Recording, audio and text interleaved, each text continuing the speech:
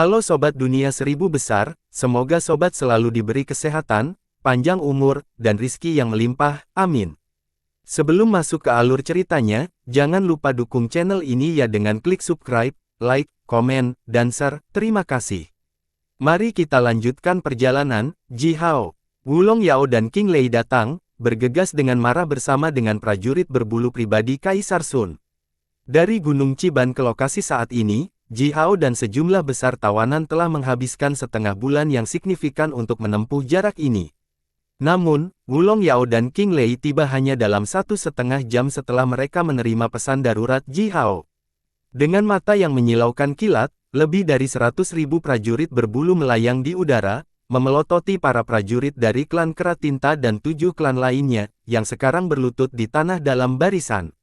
Para prajurit ini disiksa oleh Ji Hao dengan jam yang mengguncang jiwa sepanjang malam, baik jiwa maupun tubuh mereka sangat kelelahan. Dengan terik, mereka berlutut di tanah dan tidak bisa menahan diri untuk tidak gemetar tanpa henti, seolah-olah mereka baru saja selamat dari penyakit parah. Yang membuat mereka ketakutan, bahkan putus asa, bukanlah Wulong Yao dan King Lei yang baru saja bergegas.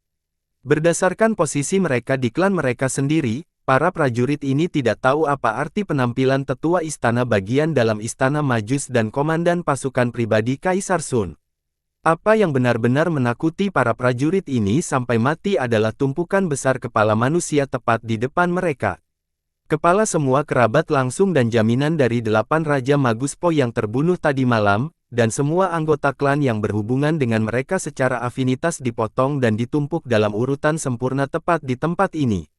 Jumlah total orang-orang ini lebih dari 30.000.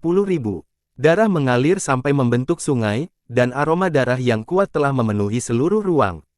Para pemimpin klan Keratinta dan 7 klan lainnya, bersama dengan lebih dari 1.000 tetua klan, berlutut di tanah seperti budak paling sederhana, dengan pahit memohon belas kasihan Wulong Yao dan King Lei. Semua dosa dialihkan ke pundak 8 Raja Penyihir. Menurut penjelasan yang diberikan oleh para pemimpin 8 klan ini semua karena 8 Raja Penyihir dicobai oleh tawanan yang berharga itu.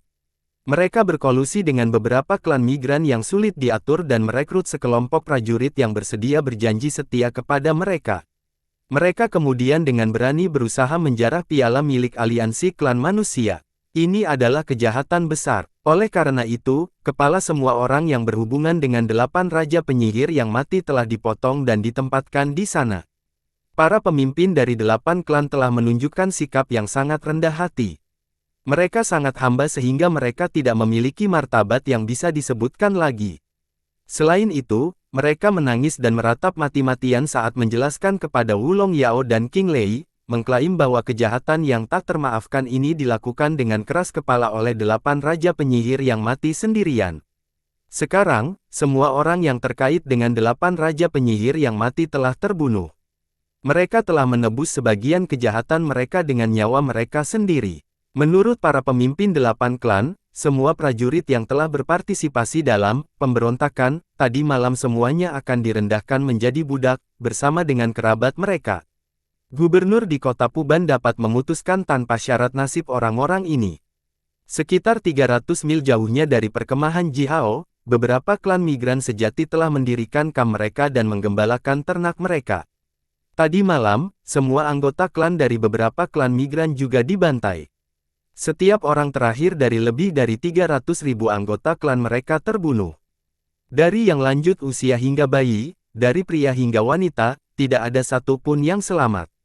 Selain pembantaian ini, ketika Ji Hao memimpin King Lei ke tempat kejadian dengan marah, mereka menemukan bahwa klan pelaku juga telah meletakkan beberapa baju besi bobrok di tubuh orang-orang yang sangat miskin ini.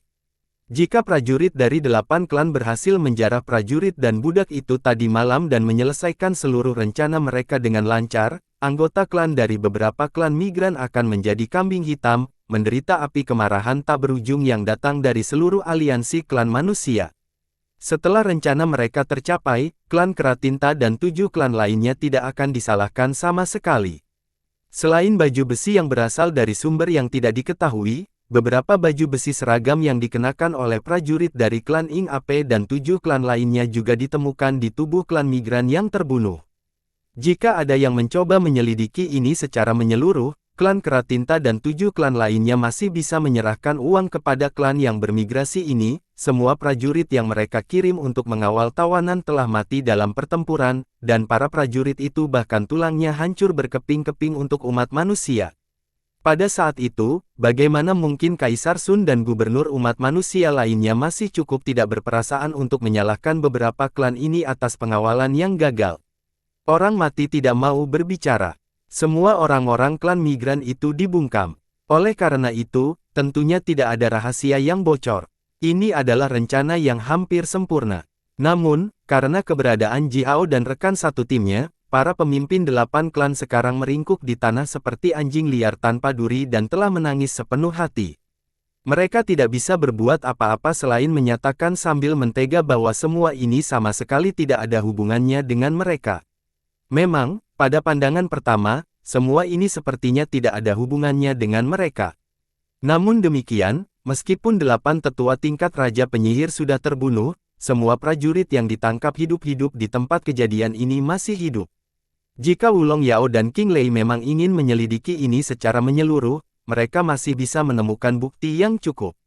Ji Hao berdiri di belakang Wulong Yao dan melirik Po, yang sekarang dengan wajah hambar. Tadi malam, Po melakukan gerakannya yang sekuat petir asli dan membunuh 8 Raja Magus dalam sekejap. Apakah saudara Po tidak berbelas kasihan? Atau apakah dia terlalu lunak? Tanya Ji Hao. Tadi malam, jika Po telah menangkap 8 Raja Penyihir hidup-hidup, sangat mungkin bahwa begitu Wulong Yao dan King Lei tiba, 8 Raja Penyihir akan menyerah pada tekanan dan membuat pengakuan lisan. Jika itu terjadi, jumlah kepala manusia yang menumpuk di tempat ini akan setidaknya 10 kali lebih besar. Untuk klan yang berani merambah properti seluruh aliansi klan manusia dan mencelupkan jari mereka ke dalam piala milik seluruh umat manusia, mungkin hanya sedikit klan mereka yang bisa selamat dari hukuman yang akan datang kepada mereka. Klan Keratinta dan 7 klan lainnya benar-benar akan menderita pembantaian sejati. Po membunuh 8 Raja Penyihir dengan cara yang kejam dan tegas, dan nyawa puluhan ribu orang diambil karena ini. Namun, dengan membunuh 8 Raja Penyihir, Po juga berhasil menciptakan peluang tipis untuk bertahan hidup bagi sebagian besar anggota klan dari 8 klan. Melirik Po yang diam selama ini, Ji Hao maju selangkah, memberi hormat kepada Wulong Yao dan King Lei, dan berkata, "Penatua Wulong, Tuan King Lei, mengenai ini, karena semuanya dimulai dengan keputusan sembrono yang dibuat oleh beberapa tetua, bayi-bayi di klan mereka tidak bersalah." Alis Wulong Yao bergerak-gerak. Dia melirik Ji Hao, lalu sedikit menundukkan kepalanya. King Lei tetap terdiam beberapa saat. Tiba-tiba dia mencabut pedangnya dan memegangnya di udara. Mengikuti gerakannya, kepala 8 tetua klan terbang tinggi ke udara. Beberapa prajurit berbulu terjun turun dari langit, meraih rambut panjang dari beberapa kepala itu dan membawa kepalanya kembali ke langit. Bagaimanapun, kita harus membawa sesuatu kembali untuk para penguasa dari semua klan, kepala beberapa tetua. Tidak cukup. King Lei masukkan pedangnya kembali ke sarungnya dan mengangguk pada Ji Hao. Dari wajahnya yang jantan dan serius, senyum tipis muncul. "Anak kecil, lumayan. Anda akan membuat masalah besar di masa depan. Kembali ke Puban, datang untuk minum denganku," kata King Lei. Diikuti oleh perintah resonansinya, King Lei dan semua prajurit berbulu naik ke udara, melayang sebentar lalu terbang menuju Gunung Chiban. Wulong Yao mengeluarkan surat tulisan tangan, menyerahkannya kepada Ji Hao dan menepuk bahunya dengan keras sambil berkata, "Semua prajurit yang berpartisipasi dalam perampokan tadi malam diberikan kepadamu sebagai budak pribadimu, di antara budak non-manusia dan prajurit budak, Anda dapat memilih yang terbaik dan membelinya dengan harga 80% dari harga pasar. Hitung ini sebagai hadiah untuk kredit yang kamu buat tadi malam." Wulong Yao kemudian menekan tangannya dengan keras di bahu Ji Hao dan melanjutkan dengan suara yang dalam, "Ji Hao, kamu anak laki-laki yang baik hati. Tapi, klan penguasa klan Keratinta adalah klan Kera Air, klan utara yang kuat. Itu adalah klan di bawah perlindungan keluarga Wu Ziki. Apakah menurutmu beberapa klan kecil yang bahkan tidak bisa dihitung sebagai klan skala menengah benar-benar berani mengarahkan pandangan serakah mereka pada piala seluruh umat manusia itu sendiri?" Ji Hao berhenti sebentar. Apakah ini ada hubungannya dengan Wu Ziki lagi? Pikir Ji Hao, jika begitu, maka orang yang telah mendukung Wu Ziki adalah Gonggong Wuyu. Ini keluarga Gonggong. Orang-orang itu memang memiliki nyali. Setelah melalui pemberontakan ini, karena klan Keratinta dan 7 klan lainnya telah berusaha menjarah para tawanan, pasukan pengawal tawanan telah diubah menjadi pasukan elit yang segera dipindahkan dari Gunung Chiban. Keluarga Huaxu, keluarga Gunung Lai, dan klan Guntur Luster semuanya mengerahkan pasukan mereka untuk mengawal kelompok tawanan yang hebat ini kembali ke selatan. Untuk meningkatkan kecepatan berbaris, Istana Majus telah mengirim sekelompok orang Majus lain untuk mengucapkan mantra pada prajurit dan budak yang ditangkap, memungkinkan mereka untuk bergerak lebih cepat. Perjalanan pulang masih sulit, namun, tidak ada gangguan lain yang terjadi selama waktu ini. Ji Hao dan rekan satu timnya kembali ke kota Puban dengan selamat. Begitu mereka tiba, orang-orang yang ditempatkan di kota Puban datang untuk berkoordinasi dengan mereka, menghitung dan mendaftarkan semua prajurit dan budak yang dikawal oleh setiap pasukan dan menyimpan mereka di daerah liar dekat kota Puban. Setelah menyerahkan tawanan di bawah pengawalannya, Ji Hao membawa pasukannya, yang tampaknya bahkan tidak sedikit lebih kecil dari sebelumnya, dan berbaris ke kota Puban. Berjalan dengan susah payah selama beberapa hari dan malam lagi, dia akhirnya memimpin rakyatnya ke wilayahnya sendiri, yang terletak di kota Puban. Danau Cahaya Ilahi dan Istana Salju Giok Halus. Itu adalah istana tinggal singkat yang dibangun Gonggong Wuyu untuk dirinya sendiri di kota Puban dan telah menghabiskan banyak uang. Area ini adalah kandang, luasnya ribuan mil, berisi pemandangan alam yang sangat indah dan tanaman langka di seluruh area. Di tengah taman sepanjang ribuan mil ini adalah Danau Cahaya Ilahi, yang merupakan danau terindah di kota Puban. Danau Cahaya Ilahi memiliki luas 3.000 mil persegi, itu adalah hamparan air yang tertutup kabut. Keindahan alam danau ini diakui sebagai nomor 1 di kota Puban. Puluhan pulau kecil terletak di danau, semuanya berlimpah dengan jenis teh yang berbeda dan langka. Danau itu juga merupakan habitat ratusan jenis ikan langka, yang semuanya besar dan sangat lezat. Selain itu, kualitas air Danau Cahaya Ilahi sangat baik. 22 meridian air alami terletak di bawah danau, dan danau itu adalah tempat di mana semua meridian air alami itu bertemu. Oleh karena itu, Danau Cahaya Ilahi ini juga dipenuhi dengan mutiara ajaib dan mutiara mulia. Istana Salju Giok Halus berdiri di sisi utara Danau Cahaya Ilahi dekat gunung dan di tepi air, terlihat megah. Istana ini dibangun dengan batu giok putih, perak, kristal putih, tridakna putih, karang putih, mutiara putih dan bahan langka lainnya. Istana itu seluruhnya bersinar putih, benar-benar tampak seperti karya alami yang dipadatkan dari esensi es dan salju. Istana besar ini berbentuk seperti sepasang sayap burung yang terbentang, memanjang ke kedua sisi di sepanjang lereng gunung. Istana itu telah menempati hampir 100 mil tanah persegi, berisi 490 aula berukuran berbeda, hampir 10.000 paviliun dan kamar sebagai ruang tambahan. Masing-masing dari mereka mewah dan dibangun di atas biaya yang sangat besar.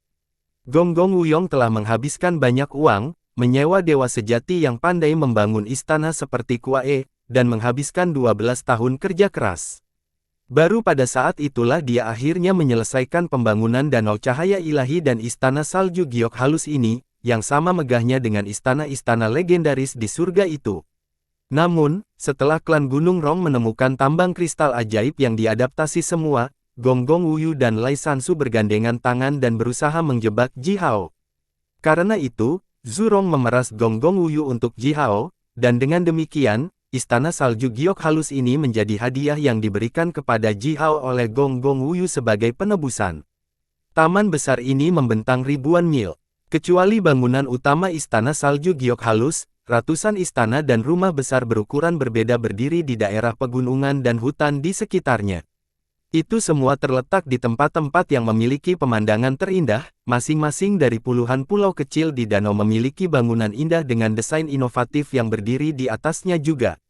Untuk Danau Cahaya Ilahi dan Istana Salju Giok Halus ini, Gonggong Wuyu benar-benar menghabiskan banyak uang dan usaha, namun dia tidak bisa tinggal di sini bahkan selama sehari sebelum seluruh area ini menjadi milik pribadi Ji Hao. Begitu Ji Hao dan pasukan budaknya yang besar mencapai pintu masuk Taman Danau Cahaya Ilahi, mereka melihat lengkungan kehormatan yang diukir dari batu giok putih berdiri tepat di tengah jalan papan. Lengkungan itu tingginya 300 meter, timbul dengan pola ikan dan naga yang tak terhitung jumlahnya. Di bawahnya, 8.000 budak dan pelayan yang ditinggalkan oleh Gong Gong Wuyu telah berbaris dalam barisan yang teratur, dengan hormat berlutut di kedua sisi jalan, diam-diam mengharapkan kedatangan Ji Hao dan rakyatnya. Berlutut di sisi kiri jalan adalah budak, semuanya mengenakan pakaian hitam, di sisi kanan ada pelayan, semuanya mengenakan gaun putih. Secara seragam, semua budak mengenakan pedang panjang. Mereka semua berada di tingkat puncak junior, hampir mencapai level senior magi. Masing-masing dari mereka telah melepaskan rasa kekuatan yang tajam dan ganas. Semua pelayan dihiasi dengan permata, dan sebagian besar ornamen yang dikenakan oleh mereka agak mewah. Pelayan ini berada pada tingkat kekuatan yang sama dengan budak-budak itu. Ji Hao memandang budak dan pelayan ini, dan tidak bisa menahan diri untuk tidak menggelengkan kepalanya karena terkejut. Apakah ini gaya hidup mewah yang dijalani oleh keluarga Gonggong, salah satu jenis dewa? Pikir Ji Hao. Berdiri. Mulai sekarang, duduklah di pekerjaan Anda. Setelah beberapa saat, Anda akan mengetahui bahwa meskipun saya bukan tuan yang kejam, Anda tidak ingin melanggar aturan saya. Ji Hao memandang budak dan pelayan yang panik ini sambil berkata dengan suara rendah namun dingin. Suaranya terdengar jernih dan kuat di telinga semua orang. Tetaplah pikiranmu pada kata-katamu, dan cepat atau lambat kamu akan mendapatkan manfaat. Jika ada yang memiliki pemikiran yang berbeda, membunuh bukanlah hal yang sulit bagi saya. Semua budak dan pelayan ini ditinggalkan di sini oleh Gong Gong Wuyu. Orang-orang yang dipilih untuk tinggal di sini dan melayani Ji Hao haruslah orang-orang yang dekat dengan Gong Gong Wuyu dan dipercaya olehnya. Setiap budak dan pelayan ini tampan dan cantik, dan memiliki kultivasi yang jelas, mereka semua adalah elit yang dipilih sendiri. Orang-orang ini seperti sepotong daging berdaging yang jatuh ke mulut binatang buas. Ji Hao pasti tidak akan memuntahkan sepotong daging yang begitu enak. Oleh karena itu, dia memberikan peringatannya sebelum pindah ke istana ini benar-benar masuk akal. Setelah dia menetap di sini, dia akan mengendalikan hidup dan mati orang-orang ini. Sampai saat itu, istana salju giok halus secara alami akan menjadi seperti papan besi padat, tanpa mata diam-diam yang perlu dikhawatirkan. Sementara Ji Hao berbicara dengan para budak dan pelayan itu, banyak orang yang mengikuti di belakangnya telah menjulurkan mata mereka karena terkejut. Karena perampokan sembrono yang dilakukan oleh klan Keratinta dan beberapa klan lainnya, lebih dari 100.000 prajurit yang bertanggung jawab untuk mengawal budak semuanya diturunkan menjadi budak oleh Wulong Yao hanya dengan sepatah kata dan semuanya diberikan kepada Ji Hao sebagai prajurit pribadinya. Itu lebih dari 100.000 prajurit pribadi. Saat ini, di mana Ji Hao dapat menemukan orang yang dapat dipercaya untuk bekerja untuknya. Oleh karena itu, Ji Hao pusing setiap kali dia memikirkan masalah tentang bagaimana menahan dan mengelola semua orang itu. Nyaman, setiap komandan prajurit yang memiliki lebih dari 100 prajurit di bawah komandonya dipilih oleh Ji Hao, dan lebih dari 3.000 komandan prajurit ini diambil sebagai budak pribadi Ji Hao. Kecuali komandan prajurit ini, semua prajurit lain yang ditangkap didaftarkan sebagai tawanan oleh Ji Hao, untuk dijual oleh gubernur di kota Puban. Semua 3.000 komandan prajurit ini dan keluarga mereka lahir di klan manusia skala kecil hingga menengah seperti klan Keratinta. Biasanya, mereka semua tinggal di pondok kayu atau jerami. Kapan mereka pernah melihat istana dan rumah mewah seperti ini? Tapi mulai sekarang, mereka akan tinggal di sini. Melihat istana yang indah ini, yang indah seperti istana legendaris yang hanya milik dewa di surga, para prajurit yang direndahkan menjadi budak ini benar-benar tertawa kecil. Tempat ini ratusan kali lebih baik daripada klan mereka sendiri. Zamu dan lebih dari 10.000 prajuritnya juga sangat bersemangat melihat sebidang tanah yang sangat indah ini. Tempat yang sangat indah, istana yang menakjubkan. Hanya penguasa klan Yu yang bisa tinggal di istana seperti ini. Tapi sekarang, prajurit budak rendah seperti mereka juga bisa memiliki ruang kecil mereka sendiri di istana yang begitu indah. Semua orang sekarang menatap Ji Hao dengan tatapan penuh perhatian yang tak tertandingi. Ji Hao tertawa terbahak-bahak sambil melambaikan tangannya ke depan, dan bergemuruh, "Pergi, semua masuk." Tempat ini cukup besar. Zamu, kamu dan orang-orangmu, datang untuk tinggal di dekat istana utama. Ada serangkaian bangunan khusus untuk garnisun, cukup untuk menampung sekitar 10.000 dari kalian. Pasukan itu berbaris ke istana salju giok halus. Setiap orang memiliki kamarnya sendiri. Gonggong Wuyu adalah orang yang sangat baik. Di setiap kamar, furnitur seperti tempat tidur dan meja, peralatan rumah tangga seperti selimut, kasur, bahkan teko dan cangkir, semua yang diharapkan dapat ditemukan tersedia. Di ruang bawah tanah istana salju giok halus, sejumlah besar sereal dan daging disimpan, bahkan dengan 100.000 tong anggur kelas atas. Dengan bantuan semua perlengkapan yang disimpan di istana ini, Ji Hao menghabiskan 2 hari untuk akhirnya menetap di istana salju giok halus. Kabut berair menyelimuti danau cahaya ilahi, sementara istana salju giok halus bercokol di lereng gunung seperti burung raksasa. Pelayan dengan gaun putih panjang bolak-balik di hutan, tampak seperti elf. Keranjang bambu yang dibawa di tangan mereka dipenuhi dengan bunga-bunga segar. Bunga-bunga yang baru dipetik ini masih memiliki tetesan embun yang tersebar di kelopak dan digunakan untuk menghias istana. Beberapa pelayan memegang toples giok mengumpulkan tetesan embun dari kelopak bunga segar dan lembut itu untuk membuat teh ajaib. Pelayan yang mengenakan pakaian hitam berjalan dengan tenang dan lembut di istana. Saat berjalan, mereka sedikit memegang tangan mereka di mana angin sepoi-sepoi yang menyegarkan turun dari udara dengan gerimis, menyikat setiap butir debu dari setiap sudut istana. Di daerah datar dekat danau cahaya ilahi, Zamu dan lebih dari 10.000 prajuritnya telah melompat ke udara seperti katak, dengan batu-batu besar dibawa di punggung mereka. Mereka melompat begitu tinggi sehingga mereka bahkan tampak terbang. Kulit gelap para prajurit budak ini tertutup tebal tetesan keringat yang berkilauan, dan di bawah kulit masing-masing, pembuluh darah menonjol satu demi satu. Saat simbol mantra gravitasi melintas di permukaan bebatuan besar itu dari waktu ke waktu, para prajurit budak ini tersentak dalam-dalam dan keras. Rasa kekuatan yang dilepaskan dari tubuh mereka sekuat boa ganas dan naga yang mengamuk. Di tempat latihan lain yang terletak di dekatnya, lebih dari 3.000 prajurit manusia berlatih berpasangan. Mereka menggertakkan gigi, tangan memegang tongkat, dan telah melakukan serangan dan pertahanan. Tongkat kayu yang dipegang di tangan mereka terbuat dari inti kayu berusia 1000 tahun, dan timbul dengan simbol mantra pengeras dan simbol mantra gravitasi untuk tujuan pengerasan dan penambahan beban. Sambil saling memukul, tongkat ini menghasilkan ledakan seperti guntur yang teredam. Kadang-kadang, beberapa prajurit terlempar ke tanah. Apa yang terjadi tepat setelah itu adalah cambukan keras yang diluncurkan oleh komandan prajurit yang telah berdiri di tepi tempat latihan.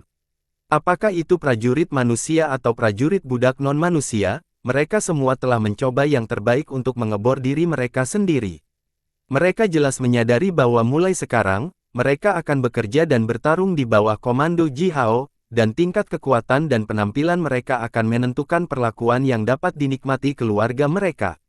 Dalam hal status, mereka semua setara, tidak ada yang lebih tinggi dari orang lain. Satu kelompok dari mereka terdiri dari makhluk non-manusia sementara kelompok lain berdosa, hubungan antara kedua kelompok orang ini kompetitif. Jika mereka ingin menjalani kehidupan yang lebih baik, mereka harus bekerja lebih keras dan melakukan yang lebih baik, mengalahkan lawan. Mereka dalam kompetisi. Di antara keluarga prajurit ini, beberapa orang tua menonjol dan mulai bekerja dengan keterampilan dan teknik yang telah mereka kuasai. Beberapa dari mereka berkebun, beberapa membersihkan ranting mati dan daun layu, beberapa merawat tumbuhan dan tanaman langka yang ditanam di berbagai tempat taman, dan yang lain pergi ke pulau-pulau kecil itu dengan perahu, merawat berbagai jenis teh ajaib yang ditanam di pulau-pulau. Beberapa bahkan telah membagi diri menjadi beberapa kelompok, berpatroli di setiap area taman, membuang binatang buas dan menjaga keamanan dan kedamaian taman. Beberapa memancing dan mendapatkan kerang di tepi danau, kemudian mengirim bahan makanan segar ini ke dapur, membuat penyimpanan makanan istana salju giok halus lebih kaya. Semua orang sibuk, bahkan anak-anak mencoba yang terbaik untuk melakukan pekerjaan yang sesuai dengan kemampuan mereka. Semua orang mengerti bahwa mereka adalah budak, dan budak tidak bisa dihitung sebagai manusia. Sebaliknya, itu hanya milik pribadi Ji Hao. Sebagai budak, Jika mereka berani malas, peretasan tepat di leher mungkin menunggu mereka sebagai peringatan bagi yang lain. Di sekitar danau cahaya ilahi, orang-orang sibuk seperti lebah, namun, banyak kebisingan tidak diciptakan. Dalam keheningan yang menyenangkan yang bisa menenangkan hati siapapun, Ji Hao berdiri dari Hasok Giok tempat dia duduk dan bermeditasi dan mendorong pintu aula rahasia terbuka. Setelah tinggal di dalam dan berkultivasi sepanjang malam, dia berjalan ke teras di luar aula. Teras itu diaspal dengan perak, dan luasnya ratusan meter persegi, pagar pembatas di sekitar teras juga dibuat dari perak, dihiasi dengan kristal putih dan timbul dengan pola naga.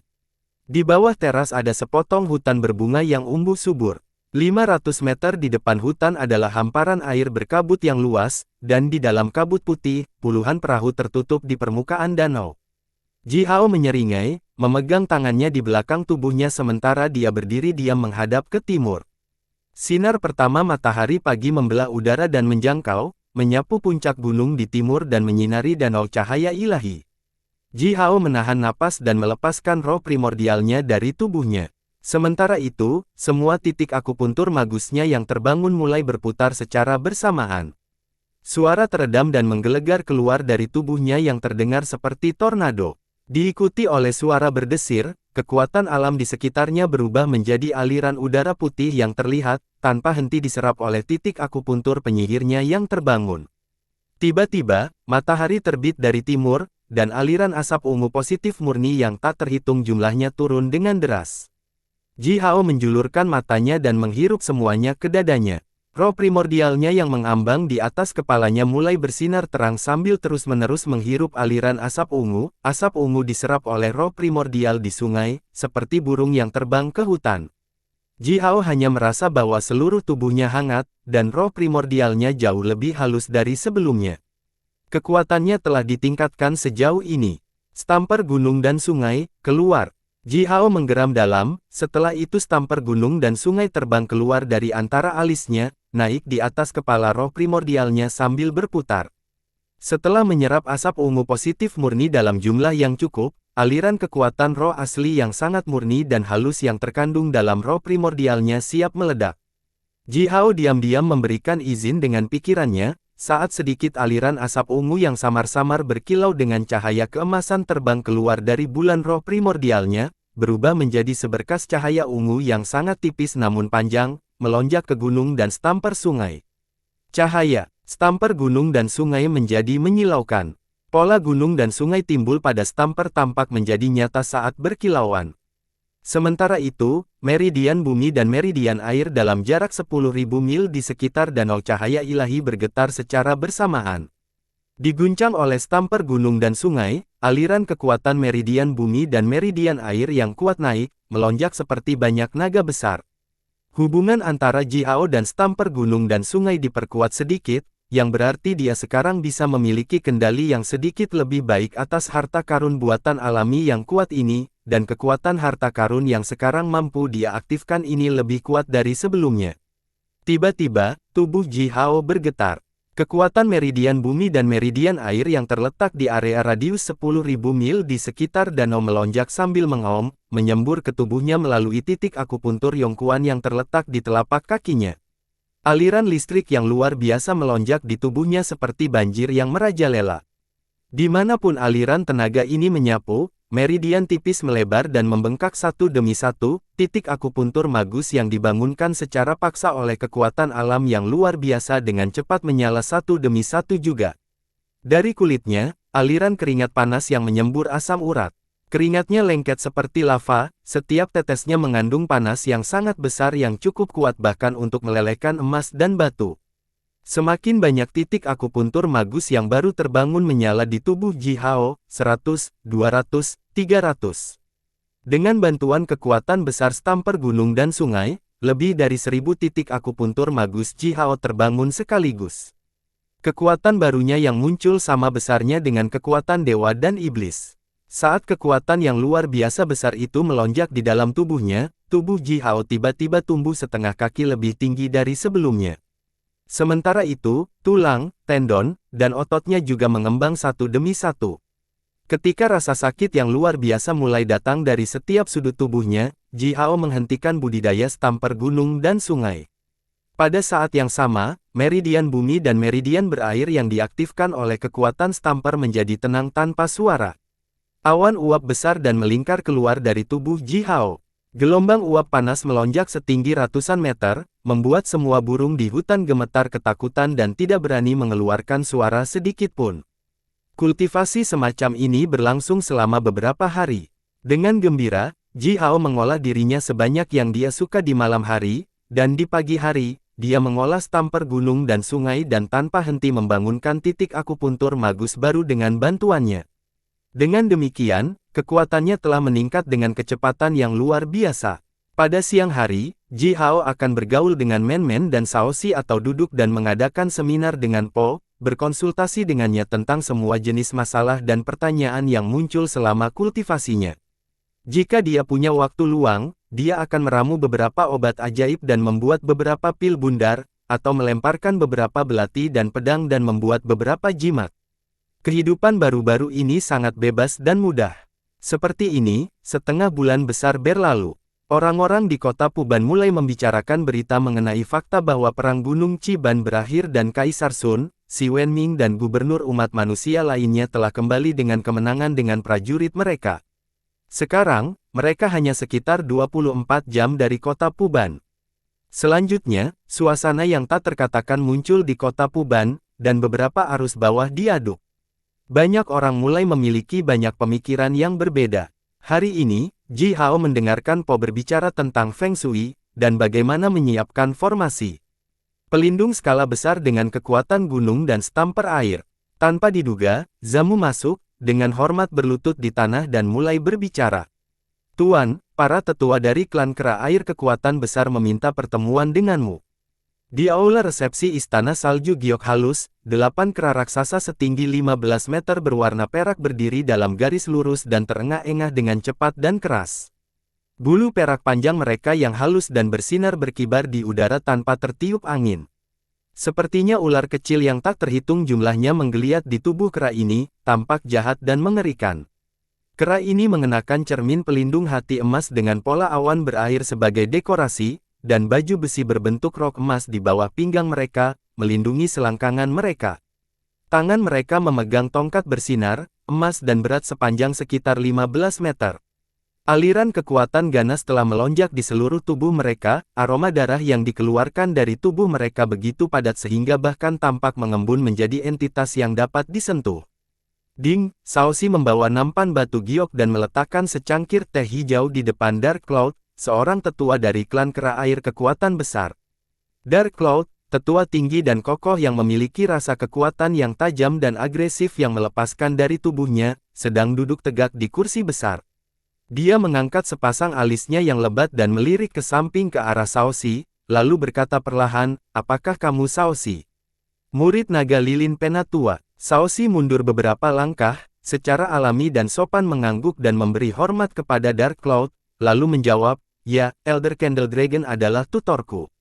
Dark Cloud mengambil cangkir teh yang diukir dari batu giok putih, mengisap semua teh yang terkandung di cangkir ke dalam mulut ini tanpa meninggalkan setetes pun, lalu menelan dengan keras. Mengklik bibirnya, Dark Cloud berkata dengan nada dingin, "Sampah tanpa rasa. Kalian sekelompok anak-anak tidak tahu apa-apa tentang menerima tamu. Saat mentraktir tamu, minuman keras dan daging adalah yang terbaik. Kemudian ambil beberapa gadis, telanjang dan biarkan mereka menggeledah, beginilah cara Anda memperlakukan tamu." Shaoxi sedikit mengerutkan kening, tidak ingin menanggapi. "Haha," Dark Cloud tertawa keras yang tidak enak didengar, menyilangkan kakinya dan melirik Shaoxi ke samping lagi, melanjutkan dengan suara dingin itu, wajah kecil ini sepertinya segar dan berair, apakah kamu punya pacar?" Saya punya seorang putra, tidak apa-apa, lupakan putraku yang tidak berharga itu." "Gadis kecil, mengapa kamu tidak membiarkanku?" Wajah Shaoxi langsung menjadi gelap dan tepat pada saat berikutnya, siluet rampingnya melintas di udara, muncul di depan Dark Cloud. Tanpa jeda atau ragu-ragu, dia melemparkan tamparan keras ke wajah keriput Dark Cloud. Dark Cloud dikejutkan dengan teleportasi Shaoxi yang tidak terduga, Namun, ketika Shaoxi meluncurkan tamparan itu, dia sudah membuat reaksinya. Dia mengangkat tangan kanannya dan dengan mudah menangkap telapak tangan Shaoxi.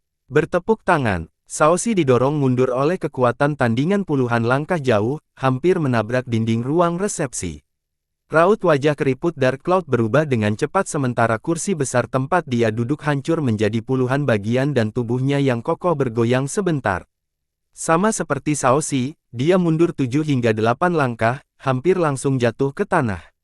Kekuatan yang luar biasa, Dark Cloud memandang Shaoxi dengan kaget.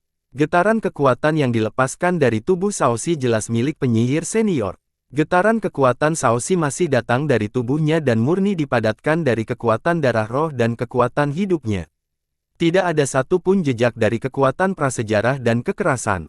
Dari bintang roh yang bercampur di dalamnya, ini membuktikan bahwa Shaoxi hanyalah seorang penyihir senior, dan masih jauh dari level Raja Magus. Namun demikian, kekuatan fisik Shaoxi sebesar naga sungguhan. Awan gelap bahkan merasakan sakit yang luar biasa dari telapak tangannya dan merasakan tulang jarinya hampir patah. Gadis kecil, apakah ini caramu memperlakukan tamu di sini? Aku harus memberimu pelajaran hari ini. Dark Cloud marah dan malu pada saat yang sama, dan tidak bisa menahan diri untuk tidak berteriak. Dia adalah seorang tetua dari klan kera air kekuatan besar, memiliki status yang tinggi dan terhormat. Namun, barusan dia hampir ditampar ke tanah oleh seorang gadis kecil, bagaimana mungkin dia tahan ini? Mata Shaoxi bersinar dengan cahaya putih terang sementara dia memelototi Dark Cloud dan berkata dengan suara yang dalam namun kuat, bagaimana kamu bisa disebut tamu?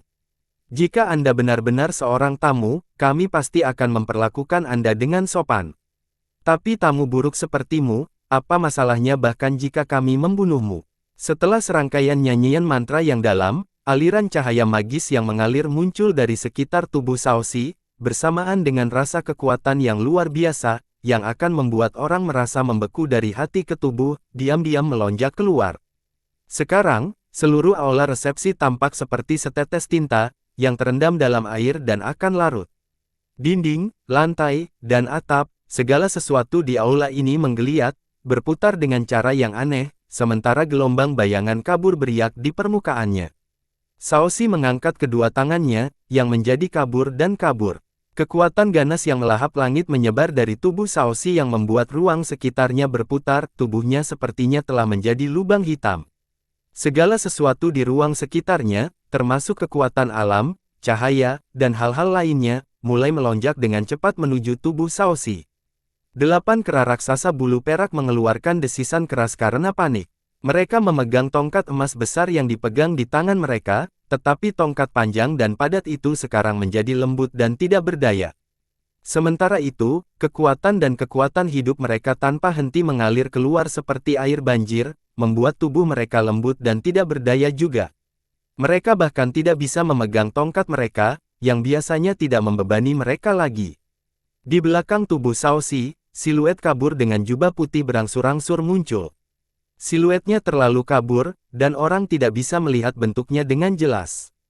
Tingkat ketakutan ekstrim yang datang dari area terdalam jiwa mereka tiba-tiba menyerang.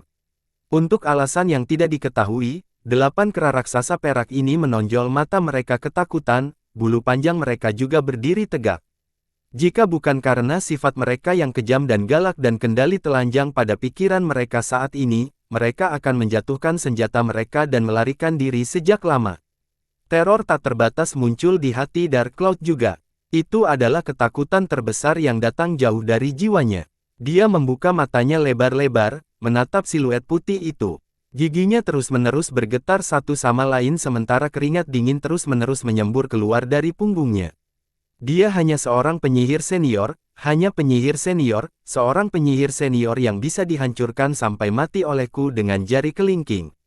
Dark Cloud dengan gila-gilaan berteriak di kepalanya, mencoba mendapatkan kembali kepercayaan diri dengan membuat dirinya fokus hanya pada tingkat kultivasinya.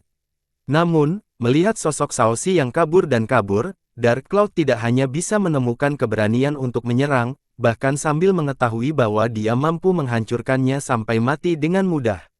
Sosoknya tampak seperti lubang hitam, dengan cepat menyerap semacam kekuatan aneh dan misterius yang bahkan dia tidak bisa mengidentifikasi atau mengerti.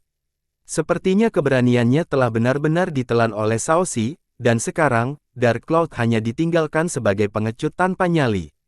Duo, teriak Shaoxi dengan suara rendah. Hati Dark Cloud dan 8 kera raksasa tiba-tiba berdetak kencang. Saat berikutnya, mereka membuka mulut secara bersamaan, masing-masing mengeluarkan aliran darah panas, mengeluarkan puluhan meter jauhnya.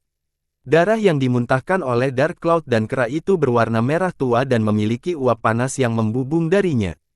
Itu telah memancarkan aroma darah yang kuat yang 100 kali lebih kuat dari aroma darah biasa. Itu adalah darah roh hati mereka, yang terkondensasi dari kekuatan hidup mereka. Setelah memuntahkan seteguk darah itu, hidup masing-masing dari mereka telah dipersingkat setidaknya 100 tahun. Berhenti, hentikan ini. Dark Cloud melolong dengan suara serak. Shaoxi, Ji Hao sudah berjalan ke pintu masuk aula resepsi dan telah melihat awan gelap muntah darah. Kekuatan menakutkan dan negatif yang dilepaskan dari tubuh Shaoxi bahkan sedikit membuat Ji Hao terpesona. Naga lilin Gui, monster tua itu. Apa yang dia ajarkan kepada Shaoxi dan Taixi? Mendengar suara Ji Hao, Shaoxi segera menahan kekuatan mengerikan yang dilepaskan olehnya. Setelah itu semua fenomena abnormal di aula menghilang. Dia menyeringai pada Ji Hao, lalu berkata dengan suara lembut dan manis, ini adalah awan gelap penatua dari klan kera air kekuatan besar. Kapan cangkir teh pecah? Aku akan menyuruh seseorang untuk membuat teko teh baru. Ji Hao tersenyum mengangguk pada Shaoxi dan berpura-pura seolah-olah tidak ada yang terjadi sekarang. Dia menangkupkan tangannya ke Dark Cloud dan berkata, Penatua Dark Cloud, selamat datang. Maafkan saya karena tidak keluar lebih awal dan menyambut Anda. Saya minta maaf, saya minta maaf. Ayo, duduklah. Ji Hao kemudian menoleh dan berteriak kepada beberapa pelayan, seseorang, bawakan teh yang enak. Beberapa ini sangat tinggi dan kuat, men, dapatkan beberapa keranjang buah untuk mentraktir tamu kami. Men, ayo bawa beberapa monyet ini dan berjalan-jalan. Wajah awan gelap dan beberapa kera raksasa berputar karena marah. Namun, memikirkan kemampuan menakutkan yang ditunjukkan Shaoxi barusan, Dark Cloud dengan paksa mencekik amarahnya kembali ke perutnya, dengan marah menemukan dirinya di kursi yang tidak rusak dan duduk kembali. Beberapa pelayan datang dan menyeka darah dari tanah sementara kursi besar yang hancur juga dipindahkan. Aula resepsi segera menjadi bersih dan cerah. Dark Cloud duduk di kursi besar dengan wajah gelap, merenung sambil mengerutkan kening tentang bagaimana dia harus mendapatkan kembali wajahnya yang hilang. Dia diserang oleh seorang gadis kecil yang jauh lebih kuat dari dirinya, dan bahkan memuntahkan seteguk darah roh. Ini terlalu memalukan. Dia bahkan melupakan tujuan sebenarnya dari kunjungannya, sebaliknya sekarang hatinya untuk menyelamatkan wajahnya terlebih dahulu. Sementara Dark Cloud diam-diam merenung, Men dengan senang hati bergegas bersama dengan serangkaian langkah kaki yang mengguncang bumi, dan dengan sekantong pisang api yang dibawa di tangannya. Pisang api adalah produk lokal khusus dari Gurun Selatan. Di Gurun Selatan, pisang api adalah jenis makanan paling favorit kera dan monyet. Men menyeringai lebar begitu dia melihat 8 kera raksasa dan melesat ke arah mereka sambil berteriak, "Aha! Monyet besar! Ayo, makan pisang! Haha! Ayo, gulung dan balik, Men akan mentraktirmu dengan pisang yang lezat."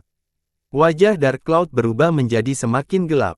8 kera perak raksasa, bahkan mulai bernapas berat karena kemarahan. Mereka bukan monyet peliharaan. Sebaliknya, mereka adalah binatang totem dari klan kera air kekuatan besar, yang bertanggung jawab untuk menjaga kuil leluhur klan kera air kekuatan besar. Kadang-kadang, mereka bertugas sebagai penjaga, mengawal tetua yang keluar dari klan. Di klan kera air kekuatan besar, status kera perak raksasa ini jauh lebih tinggi daripada status klan biasa.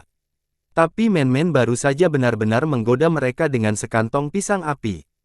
Terlepas dari kenyataan bahwa pisang api itu memang menarik dan aroma manis yang dipancarkan oleh pisang itu bahkan membuat air liur dari kera itu mengalir keluar di sungai, 8 kera itu masih memelototi Men dengan marah. Mereka adalah binatang totem dengan martabat, bukan monyet liar yang hidup di hutan. Boom! Diikuti oleh ledakan yang menggelegar, aula resepsi tiba-tiba bergetar. Selanjutnya, Dark Cloud, yang duduk diam di kursi besar ketakutan untuk menembak dari kursinya.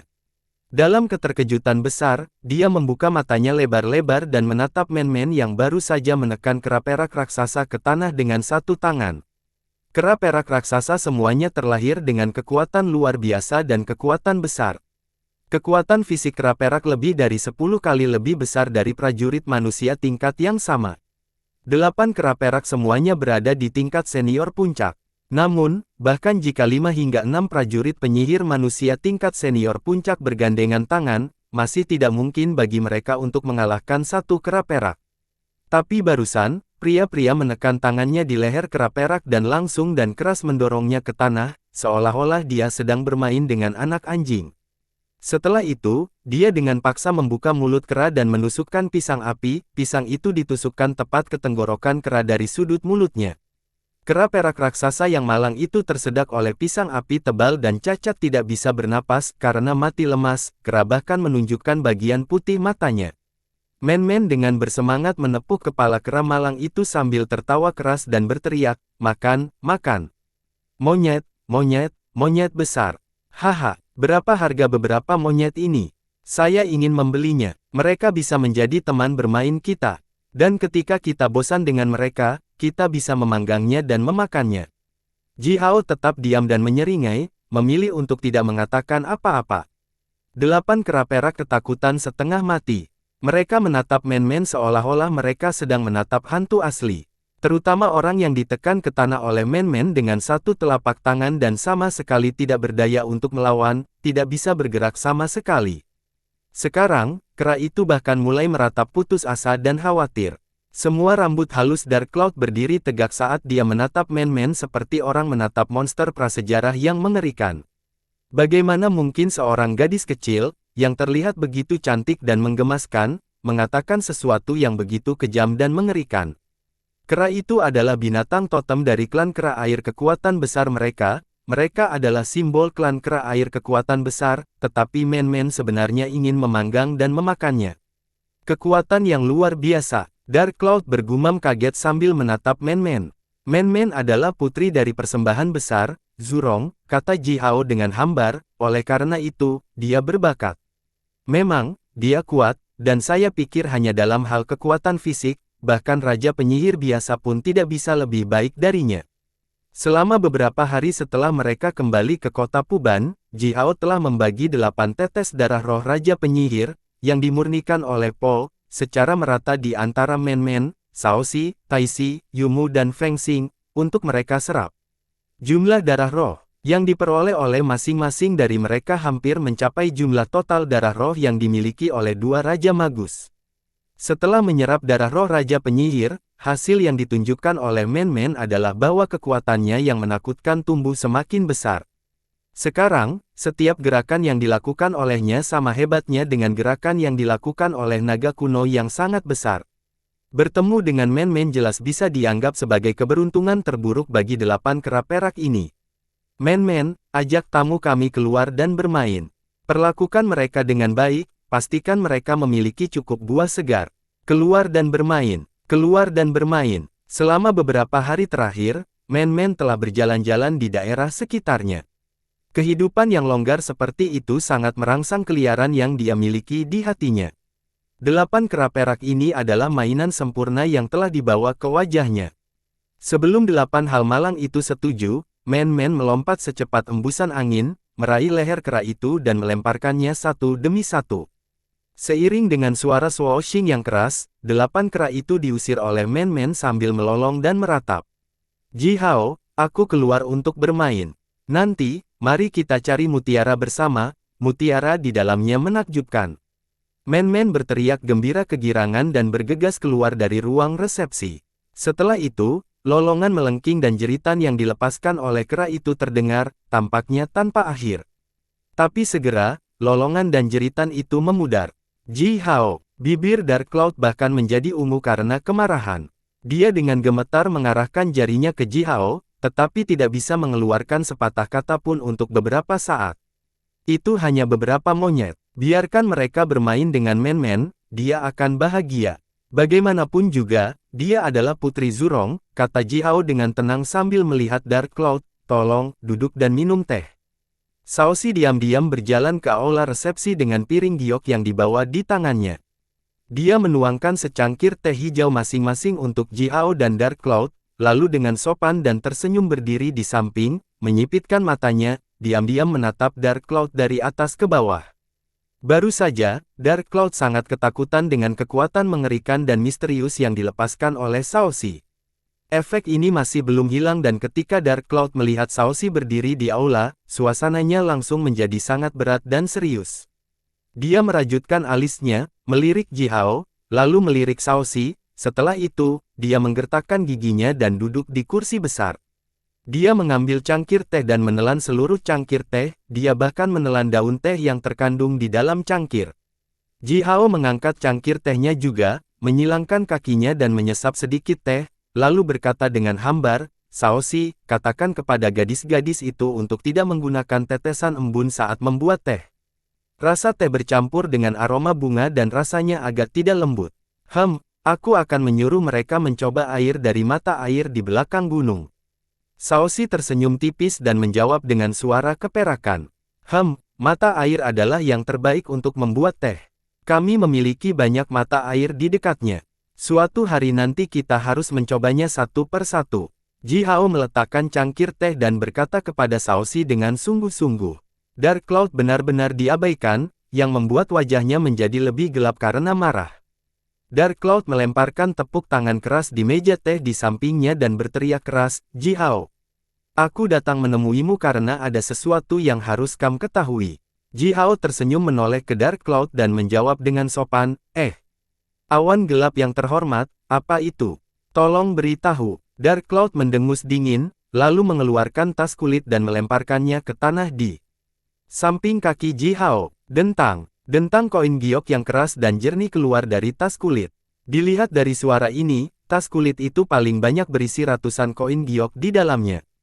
"Para budak pribadimu yang ditinggalkan di kota Puban olehmu, total 198.542 orang, kami, klan kera air kekuatan besar, telah membelinya. Namun, akhir-akhir ini kami agak kekurangan uang. Untuk saat ini, kami tidak bisa memberi Anda koin giok sebanyak itu. Ini adalah 500 koin giok, dan untuk sisanya, kami akan membayarmu secara bertahap dalam 10.000 tahun ke depan." Dark Cloud terengah-engah dalam-dalam dan menatap mata Ji Hao sambil melanjutkan dengan suara dingin, "Ini juga kehendak Tuan Besar kita, Wu Ziki." Bersambung.